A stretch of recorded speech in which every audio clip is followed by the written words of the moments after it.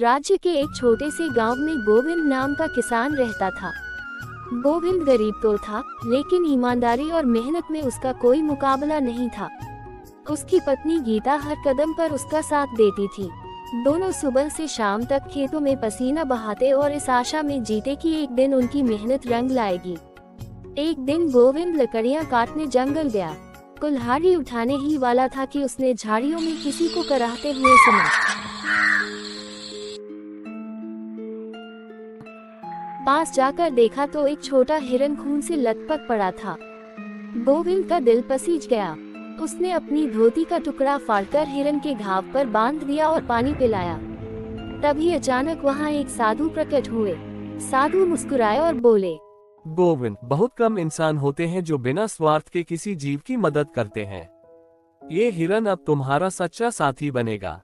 इतना कहते ही साधु ने मंत्र पढ़ा और चमत्कार से हिरन बोलने लगा। हिरन बोला, मेरा नाम चीकू है। शिकारियों ने मुझे घायल किया था। आज से मैं तुम्हारा मित्र हूँ और तुम्हारा हर दुख सुख बांटूंगा। गोविंद चौंक तो गया, पर उसके दिल में खुशी भी भर गई। वो चीकू को घर ले आया। गीता पहले तो डर गई, लेकिन जब हिरन ने इंसानों की तरह बात की तो वह भी भावुक हो गई। धीरे धीरे चीकू परिवार का हिस्सा बन गया। खेत में काम करते समय वह गोविंद का हाथ बटाने लगा और घर पर गीता का साथी बन गया। कुछ ही समय में गांव भर में चर्चा फैल गई कि गोविंद के पास एक बोलने वाला हिरन है। ये खबर लालची जमींदार तक भी पहुंची।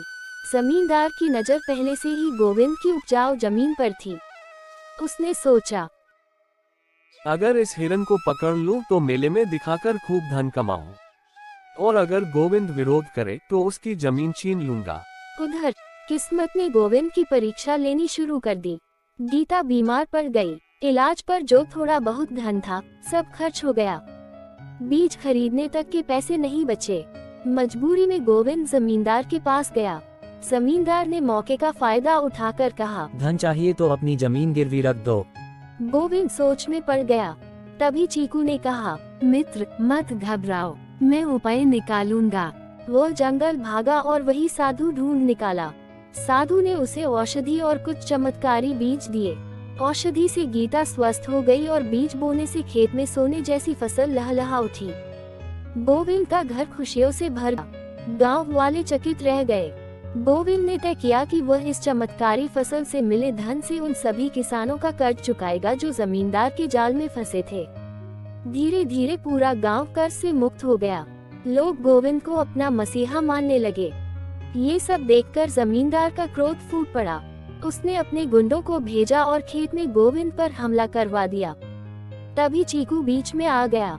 बर्छी का वार गोविंद पर नहीं, चीकू पर हुआ। गोविंद चीख पड़ा, नहीं मेरे दोस्त। चीकू ने मुस्कुराते हुए कहा, मित्रता केवल साथ देने से नहीं, बलिदान देने से भी साबित होती है। आज मैंने अपना कर्ज चुका दिया। इतना कहकर वह गोविंद की गोद में दम तोड़ गया। इसी क्षण साधु फिर प्रकट। उन्होंने क्रोध में जमींदार और उसके गुंडों को दंड दिया। गांव वाले नम आंखों से बोले, यह कोई साधारण हिरन नहीं था, ये देवता था। गोविंद ने चीकू की याद में खेत के बीचों बीच एक पेड़ लगाया। लोग उसे साथी वृक्ष कहने लगे। आज भी गांव के लोग कहते हैं, सच्चा साथी वही है जो बिना स्वार्थ प्रेम करे और जरूरत पड़ने पर अपना सब कुछ न्यौछावर कर दे।